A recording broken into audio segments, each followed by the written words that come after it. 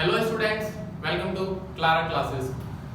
सो दोस्तों, class 12 physics का actually ये तीसरा लेक्चर है और पिछले दो लेक्चर में हमने कवर किया था बेसिक जो जानकारी थी चार्जेस के बारे में कि चार्जेस का मूवमेंट किस तरह से होते हैं। यदि हम कंडक्टर की बात करते हैं, इंसुलेटर्स की बात करते हैं, पोलराइजेशन इफेक्ट क्या होता है या पोलराइजेशन कैसे होता है कंडक्टर्स में या इंसुलेटर्स में, इंडक्शन प्रोसेस क्या होता है, कंडक्शन क्या होता है, इलेक्ट्रोस्कोप क्या होता है, वो सारी चीजें हम लोग प्रीवियस 2 लेक्चर्स में कवर कर चुके हैं। जो बेसिक प्रॉपर्टीज है चार्जेस की, यदि हम क्वांटाइजेशन की बात करें दोस्तों कि चार्जेस ट्रांसफर होते हैं तो स्टेप्स में होते हैं, 1 इलेक्ट्रॉन 2 इलेक्ट्रॉन्स। तो क्वांटाइजेशन ऑफ चार्जेस हम लोग डिस्कस कर चुके हैं, एडिटिव प्रॉपर्टी हम लोग डिस्कस कर चुके हैं। So each and everything means जो इसका बेसिक था वो हम लोग कर चुके हैं डिस्कस प्रीवियस 2 वीडियो में। यदि आपने वो वीडियोस दोस्तों नहीं देखी है तो आप पहले उन वीडियोस को देखिए so that you can get some intuition के चार्जेस को, मतलब चार्जेस का जो बिहेवियर है वो किस तरह से होता है। और मैंने दोस्तों आपको ये भी बताया था कि जो चार्ज की यूनिट होती है 1 कूलम एक बड़ी यूनिट होती है एक्चुअली में। तो इतनी बड़ी यूनिट होती है दोस्तों कि we can not imagine actually how big it is it. So इसीलिए हम लोग क्या करते हैं, मिली कूलम और माइक्रो कूलम या फिर नैनो कूलम का यूज करते हैं, जो कि बहुत छोटी यूनिट्स है डील करने के लिए यदि हम बात करते हैं फिजिक्स के, मतलब रियल लाइफ में भी और यदि हम न्यूमेरिकल्स की बात करते हैं। तो उसी चीज को एक तरह से आपको समझाने के लिए एक न्यूमेरिकल मैंने दोस्तों यहाँ पर लिया हुआ है और इस न्यूमेरिकल्स के थ्रू मैं आपको ये बताना चाहता हूँ कि 1 कूलम कितनी बड़ी यूनिट है और कितना मतलब खतरनाक हो सकता है 1 कूलम चार्ज के साथ खेलना। ठीक है, तो सबसे पहले एक न्यूमेरिकल को सॉल्व करेंगे और दोस्तों उसके बाद आज के ही वीडियो में हम लोग कूलम्स लॉ को डिस्कस करेंगे। बहुत इंपॉर्टेंट और वाइटल एक्चुअली एक इस्टेब्लिशमेंट था या डेवलपमेंट था या फिर आप एक पब्लिकेशन था जब कूलम ने उसको पब्लिक किया और एक तरह से बोल सकते हैं कि वो एक फाउंडेशन बना इलेक्ट्रोस्टैटिक्स का। ठीक है, तो सारी चीजें हम लोग दोस्तों यहाँ पर डिस्कस करने वाले हैं। यदि आपने वीडियो को अभी तक दोस्तों लाइक नहीं करा है तो उसको लाइक कर दीजिए और बिल्कुल चैनल को सब्सक्राइब कर लीजिए। ठीक है, और जो हमारी एंड्रॉइड ऐप है क्लारा क्लासेस के नाम से, जो उसको आप गूगल प्ले स्टोर से जाके डाउनलोड कर सकते हैं, क्योंकि इस तरह के काफी लेक्चर्स वहाँ पे अवेलेबल हैं जो कि आपके कंसेप्ट को एनहांस करेंगे। और ये जो कंसेप्ट्स हैं एक्चुअली डिफरेंट सब्जेक्ट्स से रिलेटेड है, मतलब बायो भी अवेलेबल है वहाँ पे, मैथमेटिक्स भी अवेलेबल है, क्लास 9 से लेके क्लास 12 तक की जो इंपॉर्टेंट सब्जेक्ट है दोस्तों, चाहे हम बात करें पीसीएम की सेक्शन की, पीसीबी सेक्शन की, इकोनॉमिक्स की, या फिर आप ऐसा बोल सकते हैं कि जो हमारा कॉमर्स सेक्शन होता है दोस्तों, वो सारे के सारे सब्जेक्ट वहाँ पर अवेलेबल है। तो now back to the physics friends. तो सबसे पहले हम लोग इस क्वेश्चन को सॉल्व करने की कोशिश करेंगे एंड डेफिनेटली करेंगे इसको सॉल्व, और इसके पीछे का जो आइडिया है कि मतलब मैंने ये क्वेश्चन क्यों लिया है उसको भी मैं डिस्कस करूंगा। ठीक है, उसके बाद हम लोग सीधा कूलम्स लॉ पे अप्लाई करेंगे। सो सबसे पहले रीड आउट करता हूँ क्वेश्चन।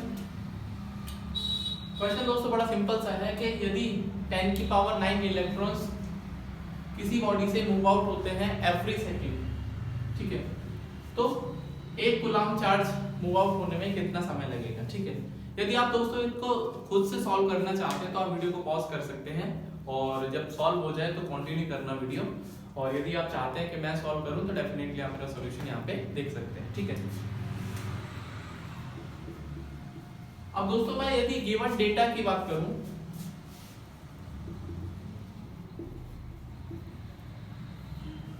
तो जो डेटा गिवन है वो अपने आप में बड़ा यूनिक डेटा है। क्यों है यूनिक?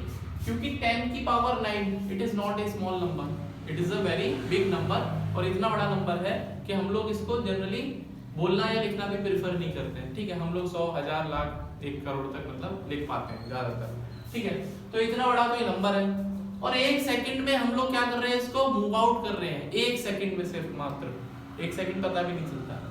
और दोस्तों सवाल यह है कि 1 कूलम चार्ज को मूव आउट करने में या बॉडी से बाहर निकालने में कितना जो है समय लगेगा। ठीक है, इतना सा सवाल है। तो बात करते हैं दोस्तों सबसे पहले नंबर ऑफ इलेक्ट्रॉन्स की।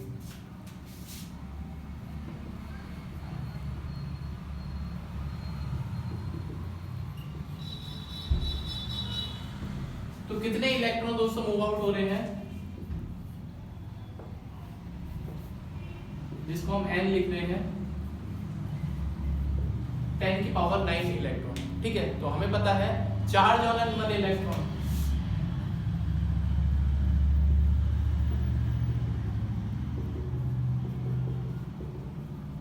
दोस्तों ये एक इलेक्ट्रॉन पर चार्ज कितना होता है 1.6 इंटू 10 की पावर -19 कूलम, ठीक है। तो यदि मैं टोटल चार्ज की बात करूंगा, ये एक इलेक्ट्रॉन का चार्ज है, टोटल इलेक्ट्रॉन कितने 10 की पावर 9 है हमारे पास, ठीक है। तो टोटल इलेक्ट्रॉन्स हमारे पास 10 की पावर 9 है, तो टोटल चार्ज कितना होगा दोस्तों यहाँ पर,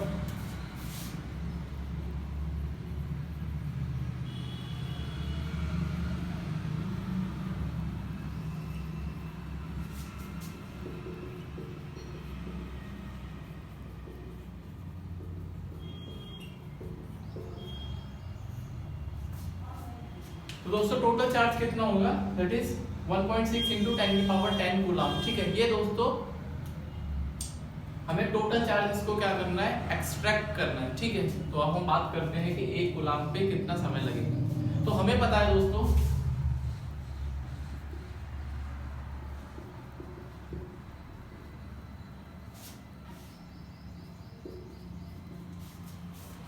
एक सेकंड में दोस्तों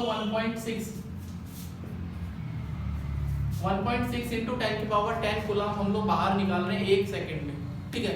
तो एक कूलम में कितना समय लगेगा, तो यूनिटरी मेथड जो कि आपने प्रीवियस क्लासेस में अपनी डेफिनेटली पढ़ा होगा, तो यदि मैं एक कूलम चार्ज की बात करता हूं तो कितना समय लेने वाला है वो, यहाँ पर दोस्तों -10 आएगा, ठीक है।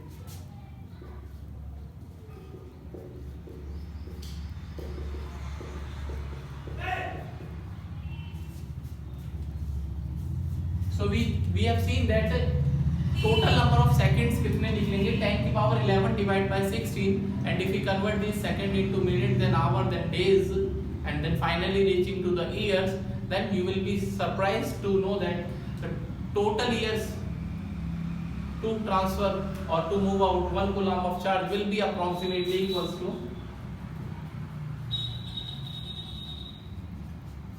तो दोस्तों 198 या फिर करीब करीब 200 साल लगने वाले हैं यदि मैं इतने इलेक्ट्रॉन्स निकालता हूं एक सेकंड में, और एक कूलम चार्ज को ट्रांसफर करना है तो करीब करीब 200 साल। तो कम से कम आज के हिसाब से देखा जाए तो 3 से 4 जनरेशन दोस्तों, करीब करीब 3 जनरेशन तो मान लीजिए 3 जनरेशन लगेंगे एक कूलम चार्ज को निकालने के लिए।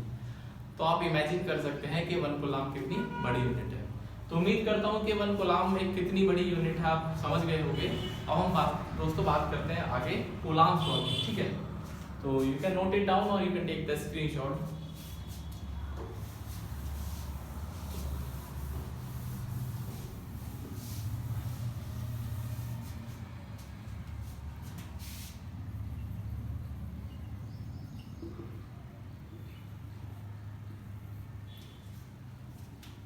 So now, friends, we are going to discuss Coulomb's law. So Coulomb's law basically एक लॉ है जब रिलेट करता है, कोरिलेट करता है किनको, यदि चार्जेस जो है वो एक दूसरे के सराउंडिंग में बैठे होते हैं या रखे हुए होते हैं और उनके बीच में कुछ डिस्टेंस होती है, तब जो Coulomb's लॉ है वो काम करता है अपना। बट Coulomb's ने इसको कैसे डेवलप किया होगा उस टाइम पे, क्योंकि ना तो मेजरमेंट ऑफ चार्जेस की जानकारी थी कि चार्जेस को किस तरह से मेजर करते हैं, कितना मैग्नीट्यूड होता है चार्जेस का। तो ये दोस्तों अपने आप में एक बड़ा मतलब हिस्टोरिक देखा जाए तो एस्टेब्लिशमेंट था, क्योंकि और Coulomb's was actually a brilliant person. उन्होंने चीज़ों को देखा, समझा, सोचा, उसके बाद इसको पब्लिश किया, ठीक है। तो इसको देखते हैं कि उन्होंने किस तरह से उनकी थिंकिंग रही, वो भी हम जानेंगे। बट यदि मान लो एक छोटा सा हम रियल लाइफ एग्जांपल की बात करते हैं, क्योंकि ये बात पहले ही डिस्कस हो चुकी थी या प्रूफ हो चुकी थी कि जो लाइफ चार्जेस होते हैं they will try to repel each other. जो सेम नेचर के चार्ज होते हैं दोस्तों वो क्या करते हैं, रिपेल करते हैं, एक दूसरे से दूर भागते हैं। और जो अनलाइक चार्जेस होते हैं, जो अपोजिट चार्जेस होते हैं दोस्तों, वो क्या करते हैं, एक दूसरे को अट्रैक्ट करने की कोशिश करते हैं, ठीक है। एक सिंपल सा एग्जांपल है, यदि मान लो एक रूम है, वहां पर एक लड़का बैठा हुआ है, क्लासरूम है, वहां पर एक लड़का बैठा हुआ है, कोई भी टीचर नहीं है, तो जो अभी लड़का है वो he is busy with his work, अपना काम कर रहा है, कुछ लिख रहा है, पढ़ रहा है, जो भी कुछ कर रहा है, ठीक है। Now all of a sudden क्या होता है, एक girl enter into the room, एक लड़की एंटर होती है रूम में। तो जैसा कि मैंने बताया अपोजिट चार्जेस क्या करते हैं, अट्रैक्ट करने की कोशिश करते हैं। तो जैसे ही लड़के ने लड़की को देखा, वो थोड़ा सा डेविएट होने लगा, और डेविएट होने लगा तो दोस्तों इसका मतलब क्या है कि जो अपोजिट, जैसे मैंने बताया लव सिमेट्री, और नेचर का एक मतलब जो बेसिक फंडामेंटल था कि जो अनलाइक चार्जेस हैं वो एक दूसरे को अट्रैक्ट करेंगे। तो बॉयज और गर्ल्स के साथ में भी दोस्तों इस उम्र में यही होता है कि whenever a boy see a girl, तो वो थोड़ा सा अट्रैक्शन होता है, तो जाहिर सी बात है। तो यहाँ पर भी दोस्तों यही हुआ कि जैसे ही लड़के ने उस लड़की को देखा तो वो अपने काम से डेविएट होके वो उसकी तरफ अट्रैक्ट होने लगा, बातचीत करने की कोशिश करी, क्या नाम है फलाना ढिमकाना, मतलब बहुत सारी बातें होती है, ठीक है।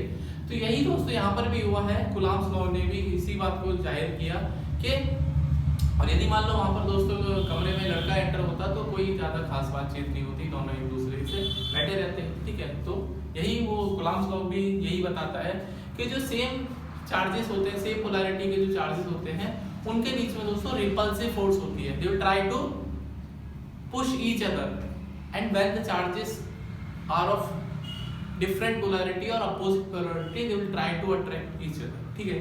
कुलाम्स लॉ ने यही बात, मतलब ये बात पहले ही बताती है, बट कुलाम्स लॉ ने दोस्तों फोर्स बताई कि कितनी फोर्स उनके बीच में होती है। क्या बताया मैंने, कितनी फोर्स होती है। कुलाम्स लॉ ने बताया कि जब चार्जेस लाइक होते हैं और अनलाइक होते हैं और separated by a certain distance, तो फोर्स कितनी होती है, ठीक है। तो फोर्स मेजर करना उस टाइम पे एक बड़ा टास्क था, जो कि उन्होंने उसको बखूबी किया, ठीक है।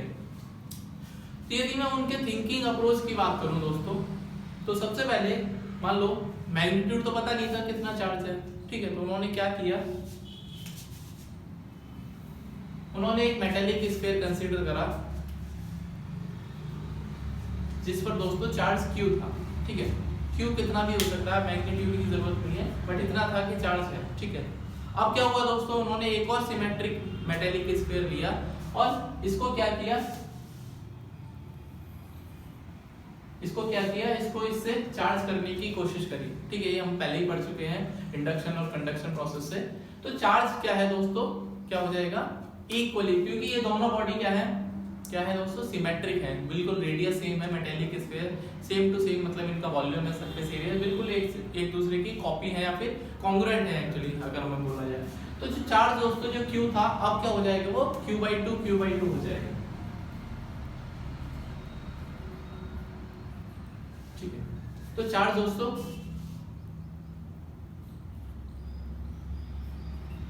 कितना हो गया, Q/2 मतलब हाफ हो गया, ठीक है। सिमिलरली यदि इस मेटेलिक स्फीयर एक और B को यदि मैं C के संपर्क में लेके आऊंगा या फिर A को C के संपर्क में लेके आएंगे, तो फिर से जो चार्जेस है दोस्तों फिर से हाफ हो जाएंगे, मतलब Q/4 हो जाएगा। तो इस तरह से सबसे पहले तो उन्होंने स्फीयर्स को चार्ज किया, ठीक है, सिमेट्रिक कर लिया बिल्कुल। अब उसके बाद क्या किया उन्होंने, मान लो यहाँ पर Q/4 चार्जेस है, ठीक है। तो सबसे पहले इन दोनों पेयर को इन्होंने स्टडी किया, फिर इन दोनों पेयर को स्टडी किया, सिमिलरली Q/8 Q/16, तो उन्होंने सारे पेयर्स को स्टडी किया और डिस्टेंस को वेरी करा, उसके बाद एक कंक्लूजन पे वो पहुंचे। उम्मीद करता हूँ इतनी बात आपको दोस्तों समझ में आ गई होगी कि मैग्नीट्यूड के बिना उन्होंने चार्जेस को मतलब किस तरह से स्टडी किया या फिर चार्जेस को किस तरह से सेपरेट किया या फिर डिफरेंट मैग्नीट्यूड किया उनका, ठीक है। उन्होंने सिंपल सा किया कि सिमेट्रिसिटी को फॉलो किया उन्होंने। हम दोस्तों यदि स्टेटमेंट की बात करें तो स्टेटमेंट क्या कहता है,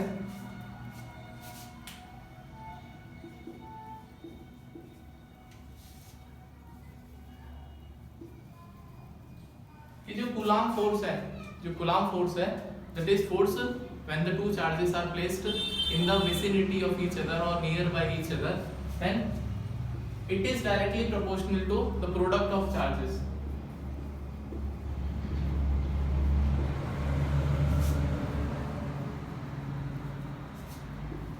And it is inversely proportional to the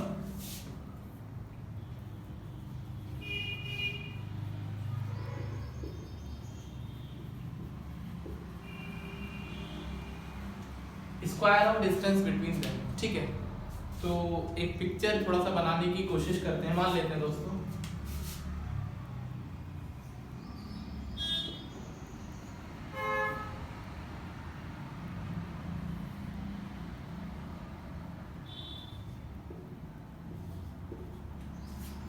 we have taken two charges Q1 and Q2 and Q1 and Q2 are like basically point charges। अब दोस्तों पॉइंट चार्जेस का मतलब क्या है कि यदि मान लो एक पॉइंट चार्जेस या पॉइंट बॉडी को मैं समझाने की यदि आपको कोशिश करूं तो जैसे बस है दोस्तों, बस यदि हम जनरल अपने लाइफ में देखते हैं तो बस एक बड़ा ऑब्जेक्ट है। बस क्या है दोस्तों? बड़ा ऑब्जेक्ट है, ठीक है।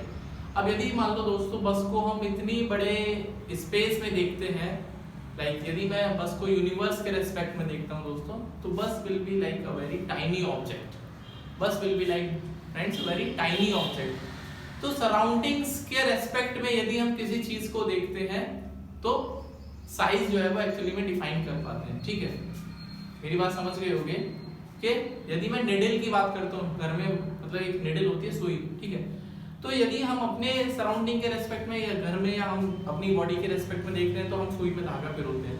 बट यदि सुई को दोस्तों यदि हम शहर के पूरी मान लो एक सिटी है उसके स्पेस के अराउंड में देखेंगे तो जो है जो सुई है इवन घर में भी देखा जाएगा तो एक टाइनी ऑब्जेक्ट, ठीक है। तो it will be like a point object, ठीक है।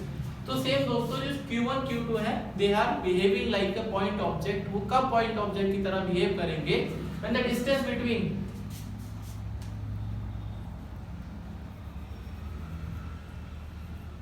the distance between them is very large compared to the size of the charges, ठीक है। तो उम्मीद करता हूँ इतनी बात बिल्कुल क्लियर होगी। तो जब कुलाम्स फोर्स की यदि हम बात करते हैं दोस्तों,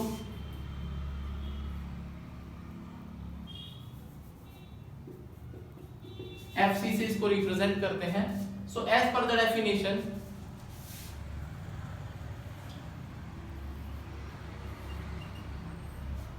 product of two charges and they are separated by the distance d, so it will be like this one. To remove the proportionality constant,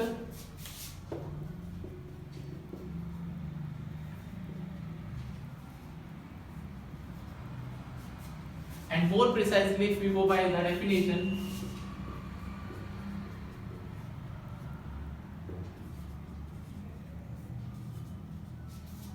so what does it mean? 1/4 pi epsilon Q1 Q2 upon d square. So epsilon क्या है दोस्तों यहाँ पर?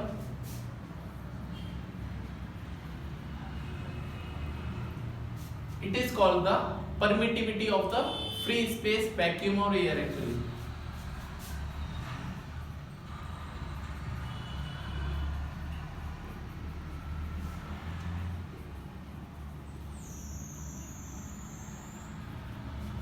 ठीक है। सो epsilon को दोस्तों permittivity बोलते हैं स्पेस की या वैक्यूम की। यदि मैं इसकी वैल्यू की बात करूं एप्सिलॉन की,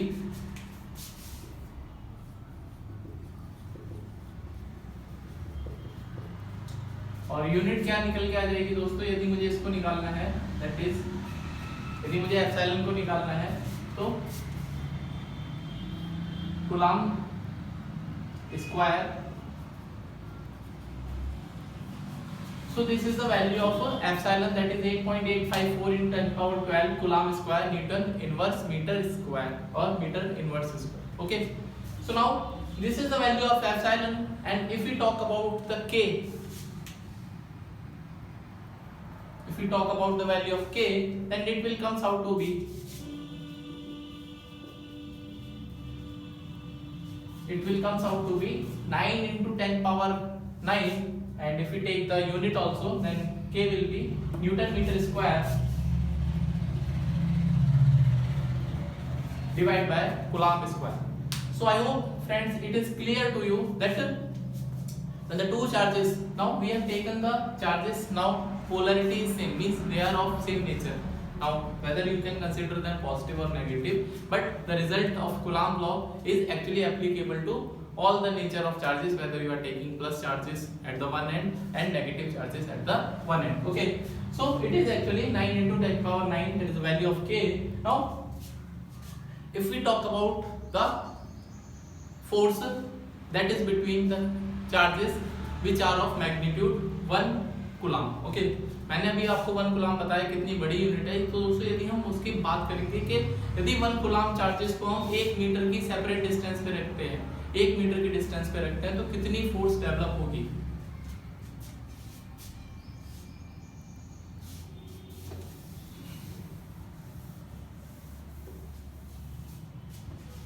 So if Q1 Q2 1 coulomb and they are separated by the distance 1 meter, then can you imagine the force? Then Q1 is 1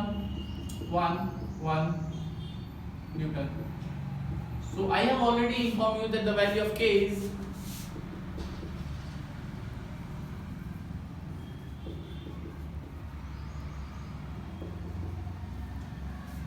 So friends, can you see that the force between the two charges which are of magnitude 1 coulomb only and separated by distance of 1 meter only, the force comes out to be 9 into 10 power 9.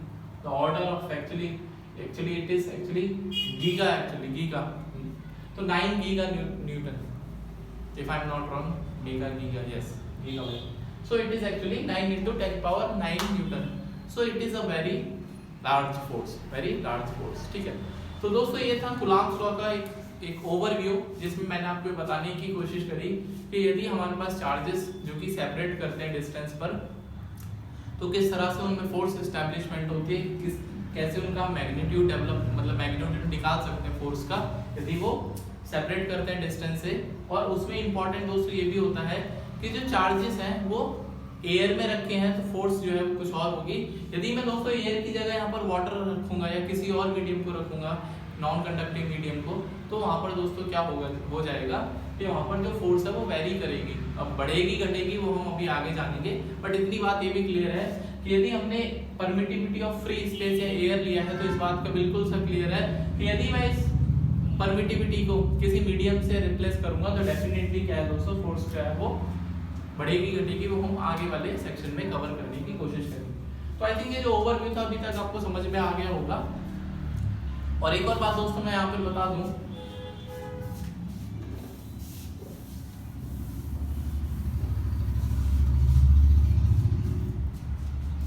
कि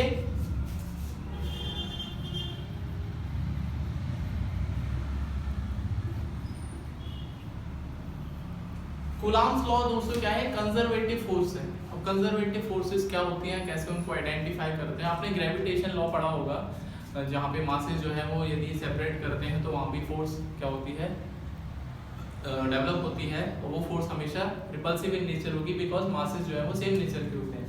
तो वहाँ भी दोस्तों एक जो आपने इसको बोलते हैं ग्रेविटेशनल फोर्स पढ़ा होगा, तो वहाँ भी आपने फोर्स पढ़ी होगी, दैट इज Gm1m2/r²। तो जितनी भी फोर्सेस